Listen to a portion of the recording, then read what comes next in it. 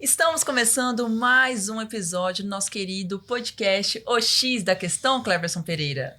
É isso aí, convidada mais que especial hoje, né, Liana Leite? Mais que especial, mas antes de você apresentá-la, vamos lembrar ao nosso telespectador que se você ainda não segue o nosso canal, gente, não perde o tempo, é bem fácil e rápido, só seguir, porque daí, sempre que tiver um episódio novo, você vai ser notificado e você já fica por dentro de todo o conhecimento e informação que a gente compartilha aqui com vocês.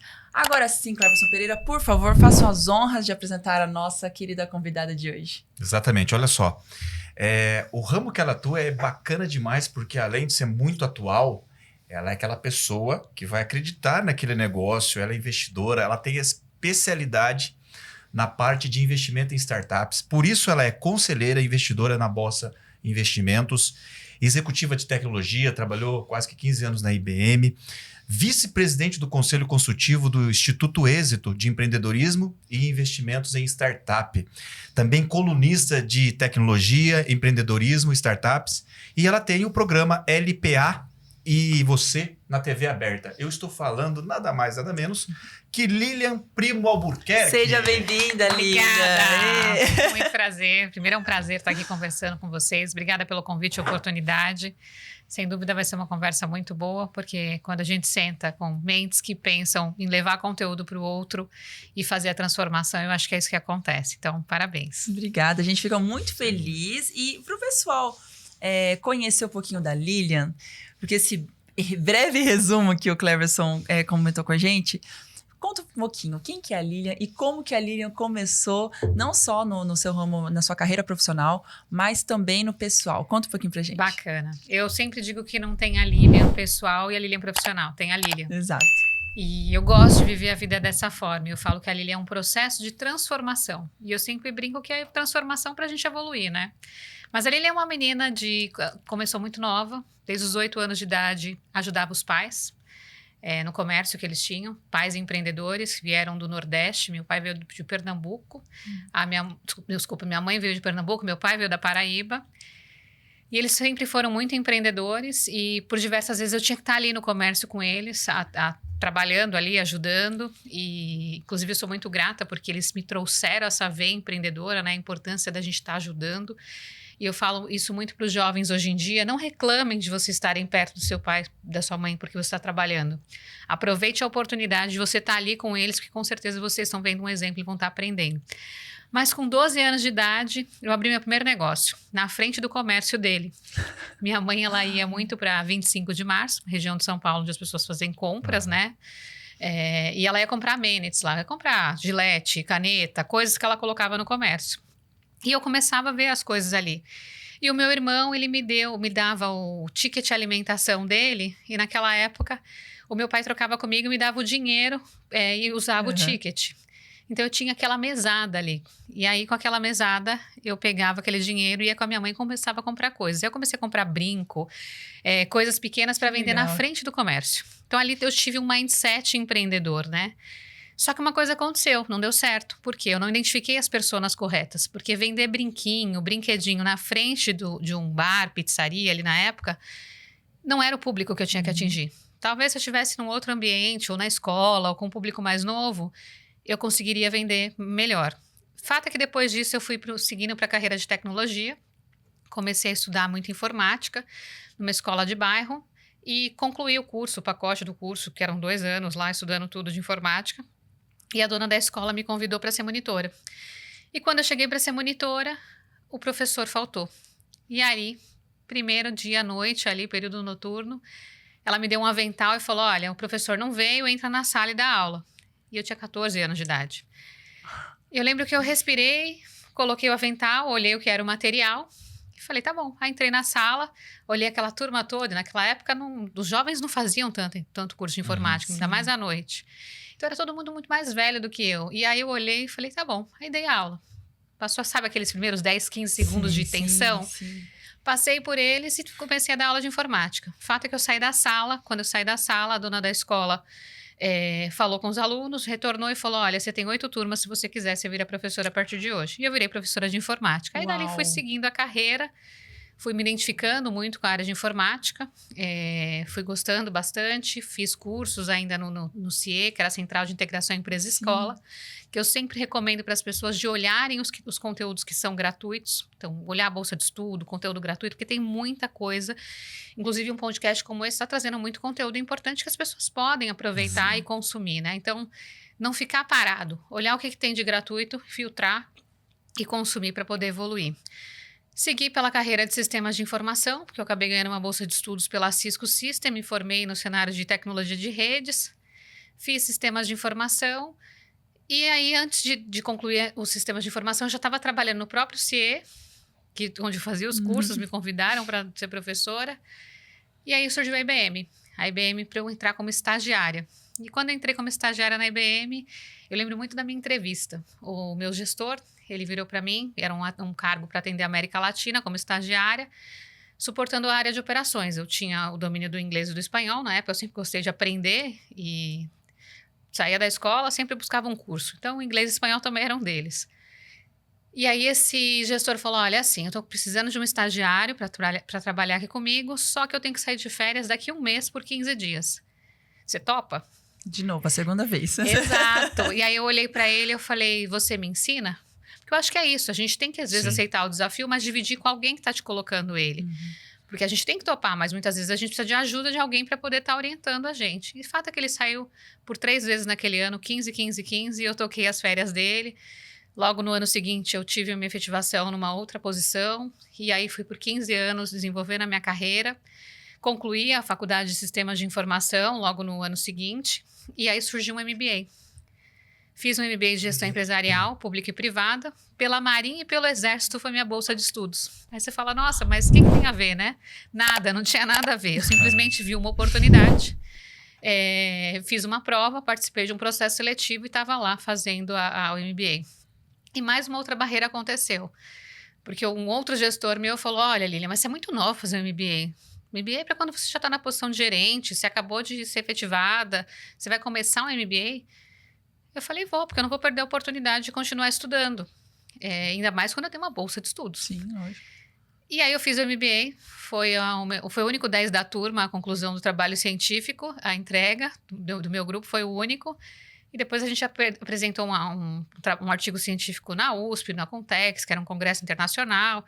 Caramba. E aí foi. Aí daí eu fui fazendo a carreira, fui me desenvolvendo, passei por 9 posições na IBM, envolvendo uma cadeira de desenvolvimento de novos negócios, né, como executiva de desenvolvimento de novos negócios, envolvendo muito o ecossistema também de startups, atendendo C-levels, interagindo com clientes, levando clientes para fora do país. Eu tive uma imersão também que eu fiquei fora. Foi um assignment na Índia, onde você é designado para um país, né? Fui representar a IBM Brasil com outros 9 estrangeiros, onde eu fui fazer todo um trabalho consultivo lá, uma consultoria, e desenvolvi um projeto também, onde foi super desafiador. Aí teve várias viagens, várias coisas que eu fui me desenvolvendo, levando clientes, tendo experiências internacionais. Então, eu sou muito grata à experiência que eu tive nessa multinacional, mas sempre a cada 2 anos, 1 ano e meio, eu já pensava, para onde eu vou? Eu queria sempre me movimentar, eu queria sempre uma posição nova, sempre um desafio novo. E essa é uma outra dica, se você está num ambiente corporativo, numa multinacional que te dá a possibilidade de ir para outras áreas, se questione por quanto tempo você vai ficar onde você está. Porque pode ser que você fique, faça sentido, mas pode ser que não, você já tem que pensar num próximo passo, né? Então, essa é uma outra coisa que eu acho super importante da gente olhar. E até que surgiu a oportunidade também de abrir a minha própria startup.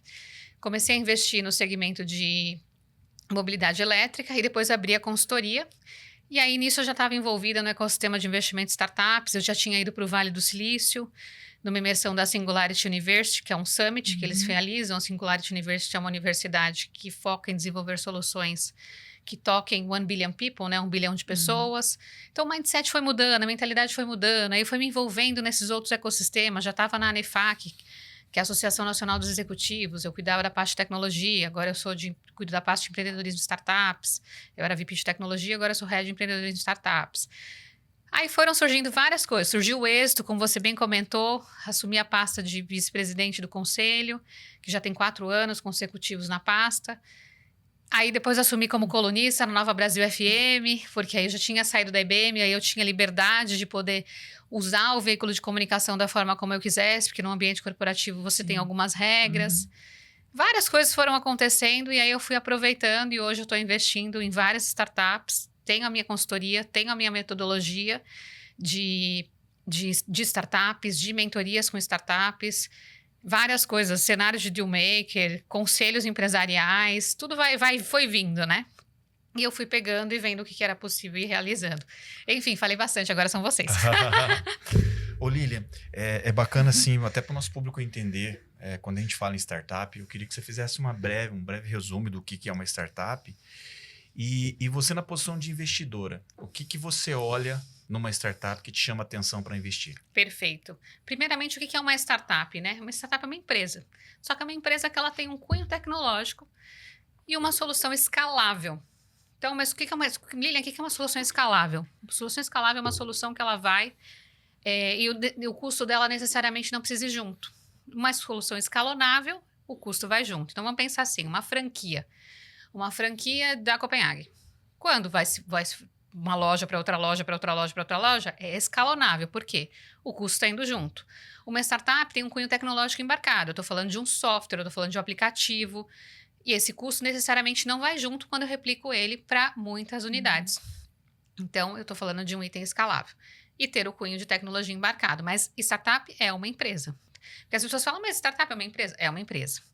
Agora, com relação ao que eu olho, né, com relação às startups, eu gosto muito de olhar quem são os founders, com quem que eu estou fazendo e onde eu estou investindo. Claro que a gente tem que olhar uma outra coisa que é super importante, que é o PMF, é o Product Market Fit. Esse produto faz sentido com o mercado brasileiro, por exemplo, que eu já encontrei vários desafios onde a gente tem um produto que aqui no Brasil ele não pega ainda, você vai ter que esperar um tempo para depois você conseguir ter retorno sobre ele. Tanto como investidora, como também em colaboração em fundação. Outra coisa que é super olhado, né? A gente olha os números, olha os dados, além de olhar o mercado. Mas eu acho que o principal ali é com quem que eu estou fazendo o quê? Porque muitas vezes a gente precisa votar um modelo. E se você tem um founder full-time ali, dedicado àquele negócio, que tem uma mentalidade boa, que, sabe, tá bem consigo mesmo, ele vai conseguir te ouvir e conseguir fazer a transformação do negócio se for necessária. Então, acho que o principal ponto é quem são as pessoas dessa startup, quem são os fundadores. Ô, Cleverson, eu tô aqui prestando atenção a Lília falar, parece que ela tem 89 anos, né? Porque ela já fez tanta coisa, a lista, e ela foi... Incrível, né? Um filme da Netflix foi passando aqui na minha cabeça, assim, ó, imaginando ela começando com os pais, né, vindos do Nordeste, 8 anos, começou a trabalhar aqui. Não, sensacional, Lília, essa história, assim, pra mim, é uma baita de uma inspiração, principalmente com o comportamento dos jovens hoje, né? Hoje, os jovens começam a trabalhar muito mais tarde do que era de costume antigamente.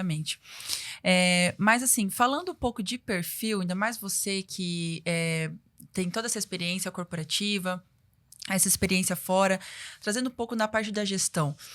Você acabou de falar, né, da resposta do Cleverson, que você olha quando você vai ver uma startup investir, são os founders. E a equipe, e o time? O que você olha na parte de gestão que faz o diferencial para uma startup ser um sucesso, por exemplo? Ótimo ponto. Porque na hora que a gente olha os founders, a gente também olha qual a construção do time. E isso é um dos pontos do pitch, né, da startup. Você colocar lá qual a dor de mercado que você endereça, se você tem realmente um PMF, um produto que está ligado ao mercado, se tem mercado suficiente para poder atender esse produto, se você monetiza com esse negócio, se gera lucratividade, se você tem rentabilidade, tem recorrência, rentabilidade, mas quem é o time? E aí o time envolve o time de founders, mas também envolve a equipe, porque muitas vezes uma empresa de só uma pessoa é muito difícil dela acontecer. Mas principalmente quando a gente olha na gestão que envolve a tecnologia, tem um CTO. O CTO é importante estar dentro do modelo de uma startup. Por mais que às vezes ele não seja full time, ou seja, o tempo inteiro naquela operação. Mas o CTO ele é importante estar ali dentro daquela equipe. Legal. Óbvio que você vai ter lá o CEO, vai ter o CEO. Tem startups que já tem até CVO, né? Mas aí porque já cresceram muito, já tem um Visionary Office buscando uma visão de negócio diferente, olhando mais o mercado. Mas eu olho muito esse cenário de ter pelo menos essas figuras. Claro que você vai ver um cenário financeiro, mas muitas vezes algumas coisas são terceirizadas. Vai ver um cenário de RH também, mas muitas vezes são terceirizados. Mas assim, como envolve a tecnologia, quem que está olhando aquilo? Você só terceirizou uma plataforma, trouxe para dentro, está fazendo a entrega da solução só com white label? Para um início de uma startup pode ser que funcione, mas depois como é que você vai crescer o seu negócio, né? E óbvio, o cenário de vendas, que é super importante, porque a gente quer que gere rentabilidade, tenha resultado e a startup cresça. O Lilian, hoje por exemplo, você tem muita experiência em ver diversos modelos de negócio em startup, né? O que você acredita que quem está montando uma startup, que vem com uma startup, onde eles mais falham? Porque tem muitas startups que são sucesso, viram unicórnios, enfim. Mas a gente aqui no bastidor falava e você disse, né? O número pequeno, né? Que dão certo, que produzem resultados. Aqui que você atrela assim, o X da questão, né? Qual é o X da questão assim, que você acredita que os empreendedores de startup, os fundadores, como você falou, costumam cometer erros que se esses erros não acontecessem, talvez o sucesso seria maior?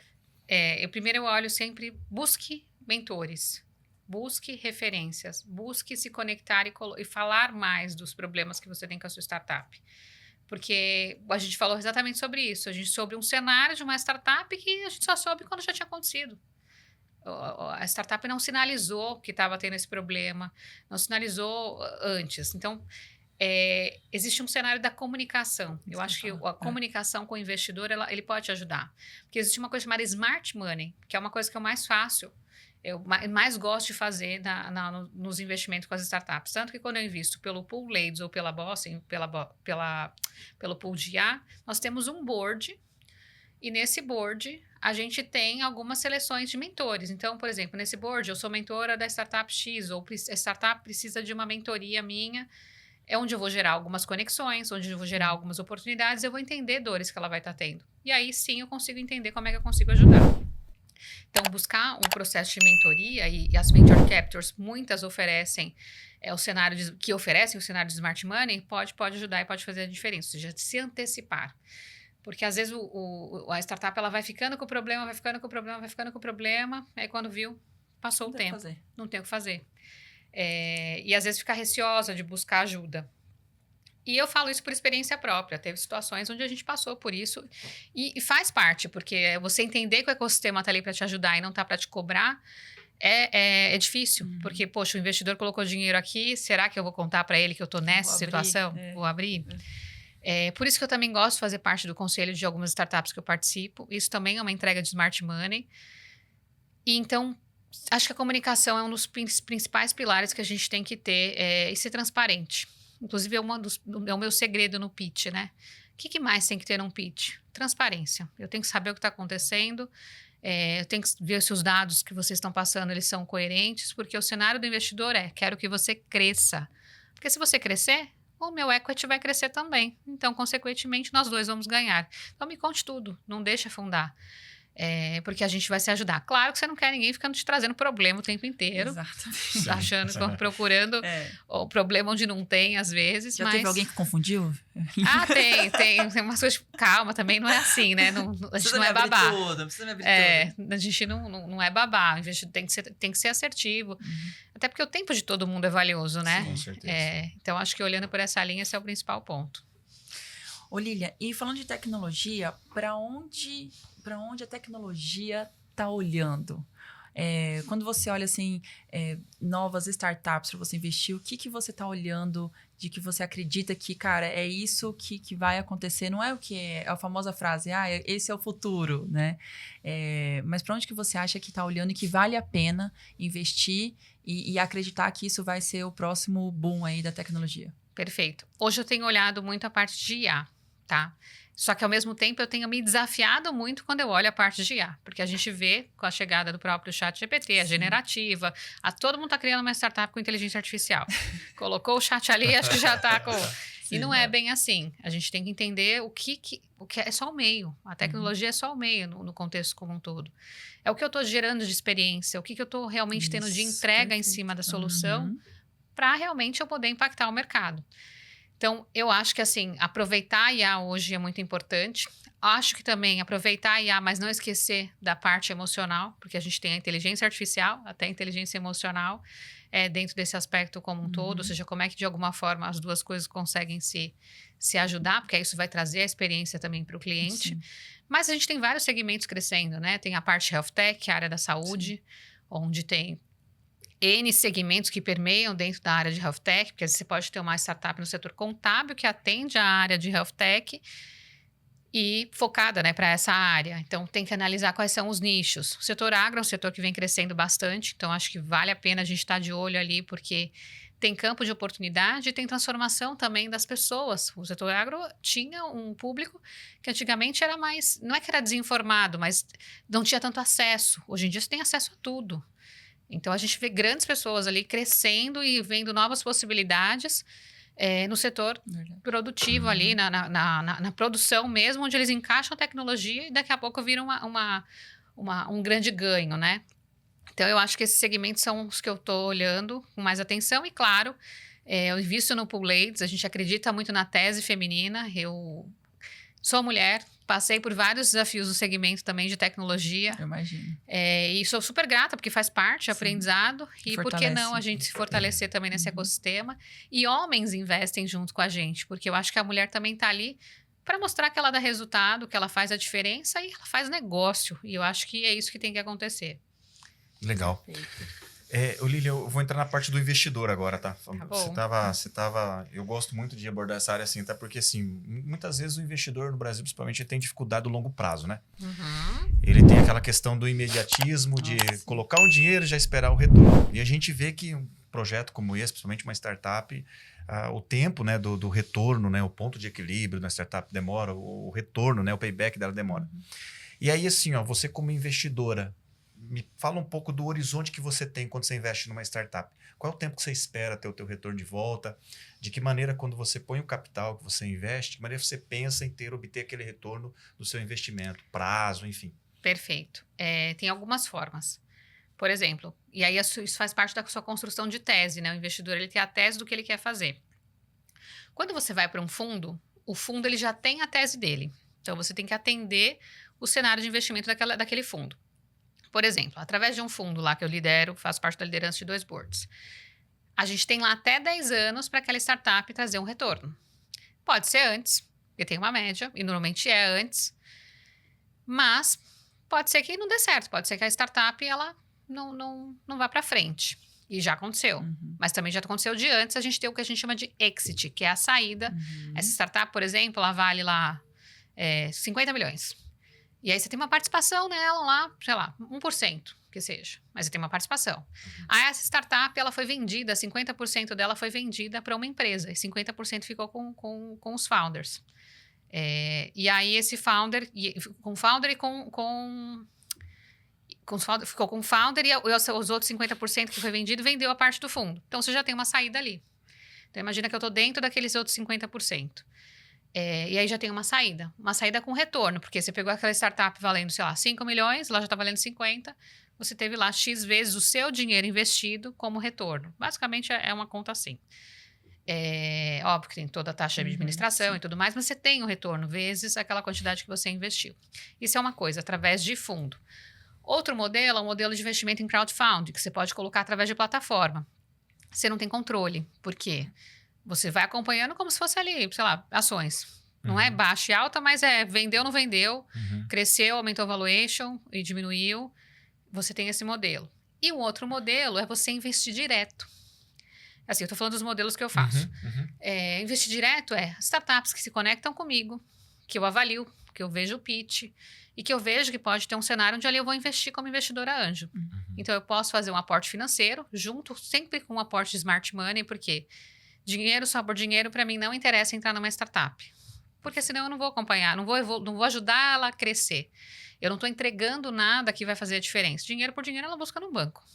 Então, ela tem que olhar qual que é a smart money que a Lilian tem. A Lilian é conectada com o ecossistema de startup, a Lilian tem conhecimentos técnicos que são importantes, a Lilian tem uma vivência de gestão que é importante, tem uma rede de networking super valiosa, tem uma visão de mercado, é uma investidora experiente. Então, ele vai olhar e falar, opa, peraí, por que eu quero ter a Lilian comigo nessa startup? E aí sim, eles me fazem a proposta e eu avalio se faz sentido tal ou não. Mas aí sim, pode ser que sejam 5 anos, vai depender da startup. Tem aquelas que eu vou falar, não, essa aqui até 5 anos vai dar resultado. Essa aqui não, eu vou ter que esperar, porque tá bem embrionário, vamos trabalhar no desenvolvimento, a MVP tá começando a rentabilizar agora, então tem que ter paciência, mas ao mesmo tempo tem potencial. Mas, por exemplo, dentro da tese, prazos, eu te expliquei agora com um cenário direto, crowdfunding e através de um fundo, ou um VC. Mas também tem uma outra coisa, que tipo de coisas que eu gosto de investir? Porque, por exemplo, eu não gosto de investir em coisa sazonal. O que é sazonal? Sazonal vende só no Natal, por exemplo. Por quê? Não tem problema, tem gente que investe só para ganhar no Natal. Mas esse é um modelo que para mim não faz sentido. Eu prefiro ter uma coisa que eu sei que a todo momento ali ela vai estar funcionando e ela pode às vezes até pivotar, que é mudar o modelo de negócio, porque ela está o tempo inteiro ali com a ação acontecendo. Outra coisa que eu olho, eu não sou sócia dentro da operação, sempre sócia investidora. Não tenho liability nenhum, qualquer problema que a startup tenha é da startup. Eu sou só uma investidora. Isso é uma coisa importante para o investidor avaliar, para não ficar com liability, porque senão você acaba ficando quase que na fundação, ali na cofundação da startup ou na participação com direitos, com liabilities, que é complicado, porque pode acontecer algum problema e você acabar sofrendo o processo também. Isso é uma outra coisa que eu olho. Também não gosto de ficar na operação, ou seja, a startup tem que depender de mim para acontecer, não. Quem tem que tocar são os founders. E sempre deixo muito claro, nas minhas mentorias, eu vou te orientar. Quem vai tomar a decisão vai ser você. A responsabilidade é sempre do founder, do CEO da startup, de quem está tocando. Eu só vou dar o direcionamento do que eu acho que faz sentido e o porquê que faz sentido. Mas eu não vou tomar ação de ter a responsabilidade daquilo também. Por quê? Senão a gente deixa a startup crescer, do founder ter o criativo dele, o que ele está construindo. Você tem que levar reflexão. Você não pode levar direto à solução. Óbvio que a solução muitas vezes já está aqui, mas ele tem que entender que aquela é a solução. Então, eu gosto muito disso, né? De deixar eles evoluírem, irem para um próximo passo, dou direcionamento. O que você acha? Não, faz sentido. Não faz? Tudo bem. Perfeito. Eu tô diante de uma Shark Tank. Eu tô me sentindo aqui na Shark Tank, entendeu? Exatamente. Ai, que propriedade. Nossa, muito bom. Ô, Lilian, bom, você é uma investidora nata, super experiente, mas deixa eu voltar um pouquinho, que o perfil do brasileiro não é de investidor, né? É mais de devedor do que de investidor. Como que você... quais dicas você daria para quem quer sair dessa situação? Sabe assim, a gente tem o Clarison, ele é um educador nato e ele sempre aborda muito essas questões de consciência, né, sobre investir, como investir, enfim, sobre educação financeira. Seria muito legal ouvir assim, de você, para quem quer começar a investir, por onde começar, o que estudar, que livro ler, que curso, porque tem tanta coisa gratuita na internet e tá tudo na palma da nossa mão. Então, o que o pessoal lá do outro lado da tela pode procurar para começar a mudar esse mindset? Legal. Primeiro, eu acho que pode acompanhar os meus conteúdos. Eu tenho uma plataforma chamada lpa.academy, onde dentro da plataforma tem conteúdos gratuitos que envolvem tecnologia, que envolvem o ecossistema de startup. Inclusive, ela foi desenvolvida por uma startup que eu investi. Que legal, que legal. Desenvolveram a minha plataforma. Que demais. Entrei com cash, com smart money, e inclusive uma startup que está crescendo, a startup é do Skills, e está fazendo um trabalho para várias empresas nesse segmento de negócio. Ou seja, eu vi uma oportunidade, vi um potencial e falei, não, peraí, nós vamos desenvolver inclusive o meu juntos, porque além de eu investir com vocês, eu quero fazer com que aconteça. Sim. Então, essa é a primeira dica. Óbvio que o meu conteúdo também, eu tenho uma mentoria chamada Mentoria LPA e Você, tem um curso também chamado Da Startup ao Equity. Então, esse curso eu falo desde a jornada do que é uma startup, até buscar captação de investimento, o que é uma aceleradora, o que é uma incubadora, o que é uma venture capture, o que é um investidor anjo, quais são os tipos de investidor. Tem toda uma explicação ali. E tem também participação de outras pessoas que estão no segmento de investimento ou que trazem conteúdos que ajudam a startup. Segundo ponto, que eu acho importante, acho que buscar livros e buscar mentores também. Livros, eu sugiro, gosto muito do do Smart Money, do John Kepler, que inclusive é um amigo, um mentor. E gosto também do Poder do Equity, que aí envolve 2 cenários ali, muito mais o startup e o investidor. E também, eu acho que a gente tem que se desafiar o tempo todo. E na hora que você fala de investir em startup, para quem não conhece muito de investimento em startup ainda, no máximo até 10% do seu capital.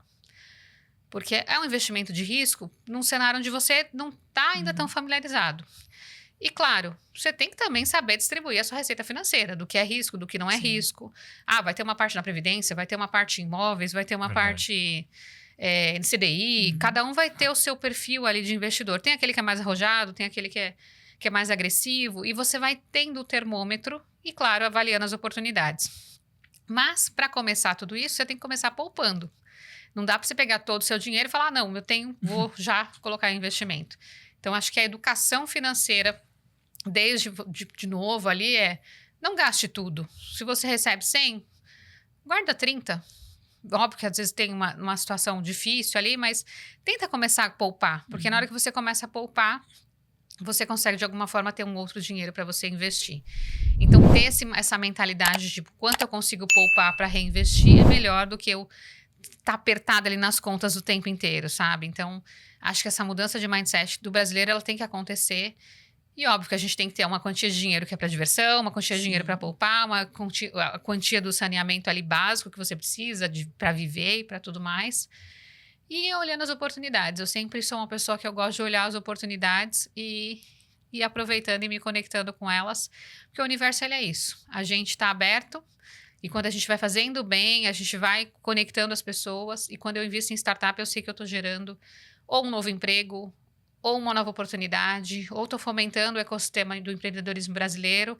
Eu estou fazendo alguma coisa que eu estou falando, não, peraí, eu estou colocando para uma empresa andar melhor. E fazer uma transformação. Legal. Eu acho que é isso. Eu vou pegar o X de novo. Eu queria agora mais um desafio para a Lilian aqui. Ô Lilian, hoje no Brasil, onde está o X, assim, você fala assim, regiões que tem o X, que são grandes produtoras de startup. Hoje que região? Porque a gente vê nos Estados Unidos, né? Todo mundo fala do Vale do Silício e tal. E no Brasil, onde você encontra esses grandes modelos de negócio? Tem várias empresas. Por exemplo, investir na startup é Paraíba. Você fala, poxa, mas o que tem na Paraíba? Tem um monte de empresa, região Nordeste tem empresas. Eles vieram para São Paulo, olha que maluco. Me conheceram num evento fazendo, que eu sou palestrante também, de tecnologia, investimento em startup, empreendedorismo. Viram uma palestra minha. E aí, 2 anos depois, eles me procuraram. Falaram, Lili, a gente está indo para São Paulo e a gente queria conversar com você e te apresentar a nossa solução de negócio. Falei, tá bom. Aí a gente se encontrou no Cubo, eles apresentaram. E aí eu gostei do modelo, já dei alguns insights ali do que eu achava que podia mudar e tal. Eles falaram, mas a gente queria você dentro do negócio. Aí eu peguei e falei, isso que é legal, gente. Eles não me falaram que eles queriam meu dinheiro. Eles falaram que eles queriam a Lilian dentro do negócio. E dali eu entendi qual era a necessidade deles e falei, me tragam uma proposta. Eles trouxeram uma proposta, eu avaliei a proposta, tive lá meu cenário de contraproposta e sempre pensando na startup. Nunca o investidor pode olhar, não, eu estou ganhando em cima. Não, eu tenho que... Como é que nós ganhamos? Porque se você fizer assim, você não vai deixar essa startup crescer, evoluir. Então, sempre tentar olhar a oportunidade para os dois. Óbvio, você não vai queimar dinheiro, mas você tem que entender como é que você agrega para aquela startup para vocês dois crescerem.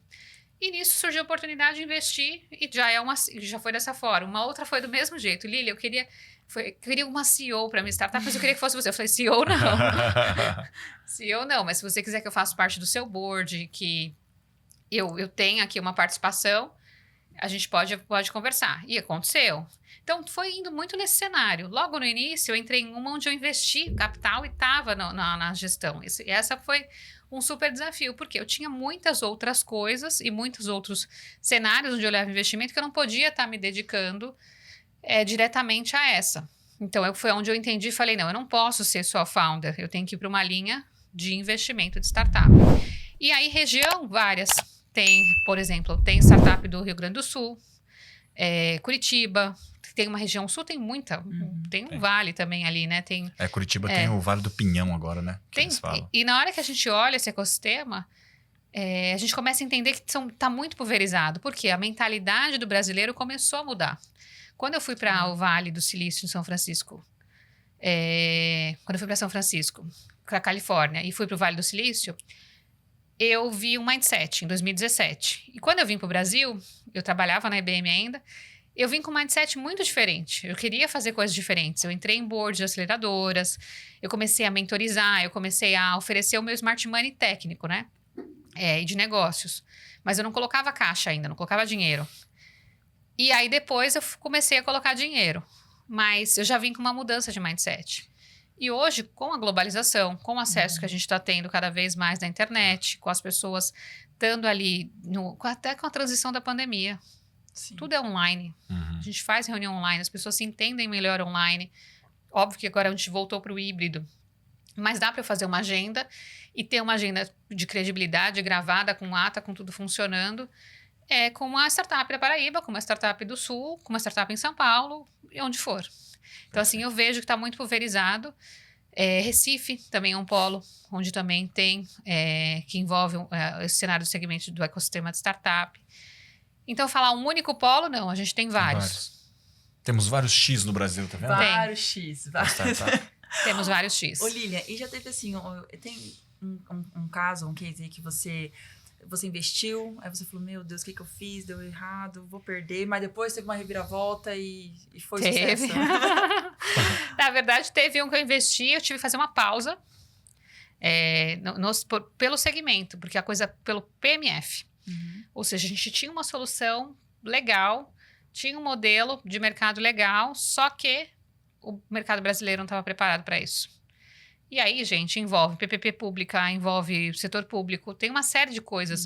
O público junto com o privado para fazer algumas coisas acontecerem, às vezes você tem que olhar e falar, não, peraí, eu não vou canalizar minha energia aqui, vou segurar, entender até onde o mercado vai, ao invés de você ficar só investindo, e depois dar sequência.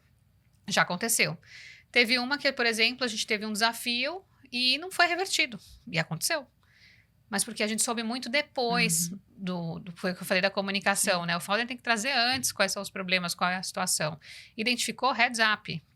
Ainda mais se sabe que o problema pode ser muito grande depois. E teve outras que sim, estava com um cenário em dezembro, a gente fez a reunião no começo de janeiro, reverteu a situação e já está tudo bem, a startup está crescendo, conseguiu fazer o ROI que ela precisava e está tudo caminhando. Então, são várias, cada uma vai tendo o seu desafio aí. Línia, falando um pouco assim sobre você participa de uma venture capital, digamos assim, de investimentos, enfim. E você, eu vi uma reportagem onde fala que vem crescendo muito o interesse de investidores em startup, né? Então, a gente estava recebendo até dinheiro de fora, né, para investir aqui.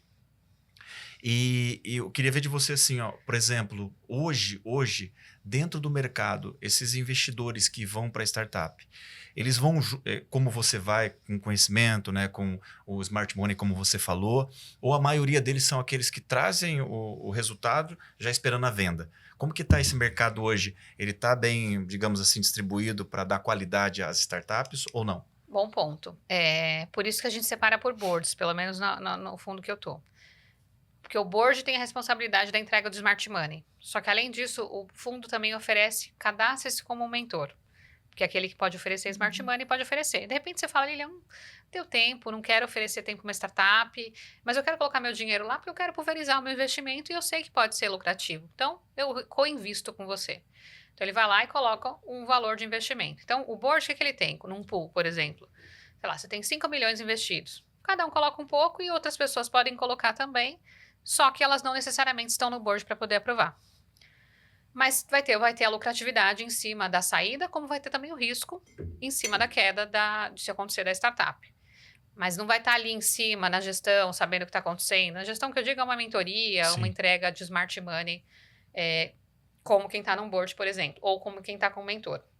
Mas qual que é o ponto? Que foi muito discutido, né? A gente teve um boom de investimento em startups. Vocês viram, o ano passado, a gente teve a queda do banco lá no Vale do Silício, várias startups foram impactadas, a gente acabou não sendo, porque os nossos cheques eram menores que 200 cada dólar, então, na hora que eu olhava esse cenário, não foi impactado, mas quem colocou cheques muito maiores acabou sofrendo impacto. E conforme dados da CB Insights, no quarto quartil do ano passado, acho que foi o quarto quartil, foi o pior quartil de investimento, onde os investidores pararam de investir. Por quê? Os cheques eram muito grandes e as startups não estavam dando o devido retorno. Ou seja, veio um boom, essa startup vale tanto. E às vezes o valuation estava muito inflado, o valor estava muito alto. Então, como teve essa queda, aí esse ano a gente já viu um cenário mais positivo. Ou seja, as startups começaram a revisar o seu valuation, fazer uma coisa mais pé no chão. E aí sim os investidores começaram a voltar e falaram, não, peraí, faz mais sentido eu investir num valuation como esse. Porque, assim, tinham coisas de múltiplos muito altos. Múltiplos é a quantidade de vezes do faturamento dessa startup, para você ter uma ideia ali do cálculo de valuation. Um racional rápido aqui, mas tem outros cenários que são identificados. Mas olhando múltiplos de mercado. Então, às vezes, um múltiplo de mercado que antes era 8, foi para 15. Poxa, mas por que tanto, né? Calma, vamos validar, vamos entender se é isso mesmo. E aí, agora, esse ano, a gente está sentindo que as startups estão mais coerentes, assim, mais pé no chão. Então, o que ajuda os investidores a fazerem investimento. E aí, pode ser só investimento, como eu disse, só colocar o caixa e não ter a entrega do smart money, que é mais comum. Não é todo mundo que tem tempo para se entregar por esse ecossistema e se envolver com ele. Mas isso promove qualidade, né? É um investidor de qualidade, eu penso assim, né? Porque além de ter o capital também, ele entra com conhecimento. Sim. Então dá mais qualidade para que tenha perenidade ali no projeto, né? E também, às vezes, nem todo mundo está preparado para dar uma orientação para uma startup. Dá trabalho. Nem todo mundo está nem numa gestão. Às vezes você tem dinheiro, mas você não é de gestão, você não é de tecnologia, você não é no cenário financeiro. E aí você não consegue agregar. Então, também tem isso, né? Ô, Lilian, e assim, qual que é o próximo desafio seu, pessoal? Porque, não é, o Cleverson, essa mulher, imagina ela conversando numa mesa com um monte de, na maioria nesse ambiente de investimento, a maioria são os homens, né? Eu fico imaginando. Então, assim, desafio pessoal da Lilia, qual que é o próximo passo que você... Ser mãe do Theo agora. É isso aí que eu ia falar, né? A mãe do Theo, é verdade. Ser a mãe do Theo, é o primeiro, dar atenção para ele, cuidar dele. Eu realmente quero fazer isso. Seu maior investimento. Meu maior investimento é ele, meu maior projeto é ele. Legal. Então, o meu maior desafio agora é parar, dar uma focada e depois envolver ele comigo, porque eu não quero parar de fazer as coisas. Eu quero ele junto comigo, eu quero que ele aprenda, eu quero que ele cresça como um profissional de caráter, uma pessoa do bem, uma pessoa que ajude outras pessoas e que entenda um pouco do que a mãe está fazendo e que eu possa, de uma forma, instruí-lo e orientá-lo para esse crescimento, que eu acho que o meu maior desafio vai ser esse. É verdade. O ser humano que eu vou colocar na Terra e como que ele vai crescer e o que ele vai ser.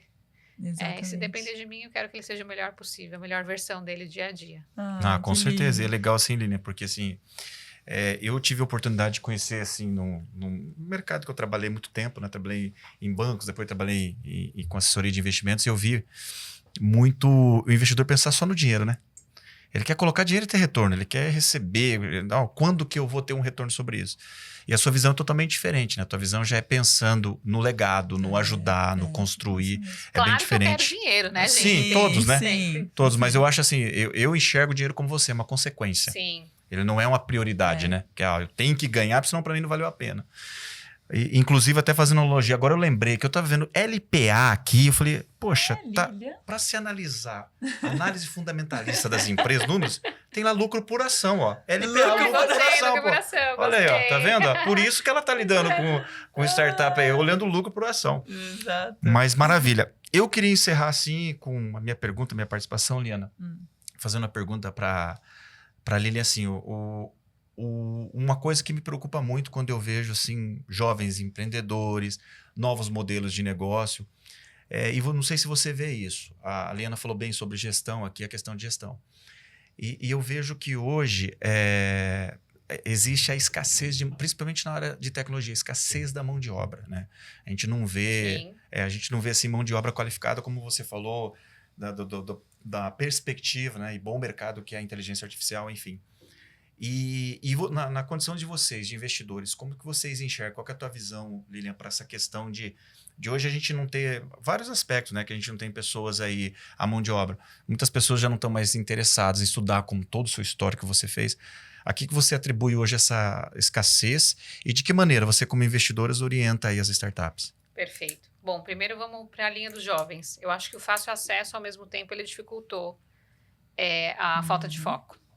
Porque é muita coisa e hoje em dia tá fácil, o jovem vai para a escola, se o professor não sabe, ele entra no Google, faz uma consulta ou no YouTube e resolve. É bom? Não sempre, porque o professor, de alguma forma, ele tem que ser uma referência ali para o aluno. E como ficou muito fácil, ele não tem uma linha única de raciocínio de como ele deve estudar, aprender e acha que está tudo ali. Ele já é dono do mundo. Não, eu sei, resolvo tudo com o Google, resolvo tudo com o chat, faço meu trabalho aqui. Então, esse é um ponto que eu acho que tem que... A educação, ela tem que ser revisada. Trazer um aspecto de empreendedorismo, matérias de empreendedorismo. Inclusive, eu faço parte do Instituto ESSO de Empreendedorismo Latino-Americano, onde a gente tem um projeto com a Unesco, onde a gente traz uma cartilha de empreendedorismo para treinar os jovens, trazendo conteúdos. Eu faço parte da cartilha, onde eu tenho a minha aula, lá tem o meu conteúdo. Sensacional. E justamente para mudar esse mindset. Então, a gente precisa primeiro revisar a educação, porque a educação é que transforma. Então, e até o professor, essa cartilha tem a do professor e tem a do aluno. E tem um treinamento que acontece por 4 meses ali com os alunos, depois eles apresentam um projeto de pitch, eu tive a oportunidade de assistir pitch desses alunos, e foi lindo, foi na região de Bezerros, lá em Pernambuco, ou seja, longe, fizeram um piloto, funcionou. Então, esse é um ponto importante, né? A inserção do empreendedorismo na educação. E quando a gente olha as startups, elas também tem que ter esse mindset, porque às vezes o cara é muito novo e aí ele não está com a maturidade de esperar algumas coisas acontecerem.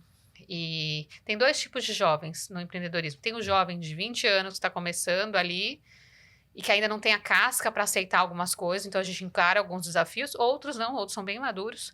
E tem aquele jovem de 50, 60 anos que saiu da empresa e é um jovem empreendedor, porque para ele é novo ser um empreendedor no mercado, mas ele tem uma visão corporativa que também ajuda muito, mas ao mesmo tempo ele tem algumas travas que o outro jovem não vai ter. Então, tem ali que a gente trabalhar esse equilíbrio. São desafios, eu acho que a educação é o principal, que tem que ser transformado. E mais do que isso, os jovens todos, o de 50, o de 20... empreendedor tem que trabalhar muito o autoconhecimento. Eu acho que na hora que você trabalha o autoconhecimento, que você conhece quais são as suas fraquezas, quais são os seus medos, né? Fica muito mais fácil de você evoluir, encarar desafios e abrir novas frentes, novas oportunidades. Eu gosto muito disso, eu sempre gostei muito de me conhecer, de entender quem é a Lilian, de estudar, fiz o processo Hoffman, fiz Leader Training, sempre gostei de treinamentos que eu ia lá e me desafiava como pessoa. Porque na hora que você investe no seu CPF, você está com o seu CPF bom, com certeza você vai conseguir trabalhar o seu CNPJ. E claro, se você encontrar desafios no seu CNPJ, não deu certo, você vai saber mudar de rota sem se matar. Tá, porque as pessoas, os jovens hoje em dia, tudo é muitos jovens, né, não todos, tudo é um trauma, tudo é uma depressão, tudo é uma situação complicada, porque tem um gatilho emocional ali que precisa ser desenvolvido, precisa ser curado, precisa ser tratado, e é o perfil do ser humano, a gente está num processo de evolução que cada geração está vindo de uma forma. Então, eu acho que a gente tem que se preocupar com essas próximas gerações, na educação e no autoconhecimento. Maravilha. Bom, Lília, assim, Cleverson, eu nem sei o que falar, eu estou muito feliz com a sua presença aqui, parabéns pelo seu trabalho. Obrigada. Mas não só pelo seu desenvolvimento, mas por você acreditar, né? Acreditar no que você faz, dá pra ver no brilho nos seus olhos que isso faz sentido pra você, que isso faz sentido para as pessoas que te acompanham. Então, eu tenho certeza que não só como investidora de startups, mas como palestrante, como educadora também, você faz a diferença aonde você está inserida, vai fazer diferença pro Theo, com certeza. Então, a gente agradece muito a sua presença, porque eu tenho certeza assim, que esse transbordo que você teve aqui com a gente vai ser de grande valia para quem está aí do outro lado. Então, nosso muito obrigado pela sua presença. Cara, que aula, Cleverson. Muito conteúdo, ensinamento, né? A Lilian trouxe aquela questão que ela mesmo disse, né? Uma pessoa que tão jovem, mas com um conhecimento incrível, né? Exato, parece que ela... Exato. 89 anos. Exatamente, pelo conhecimento, pelo currículo, é impressionante, né? Exato, com uma propriedade, Lilian, né?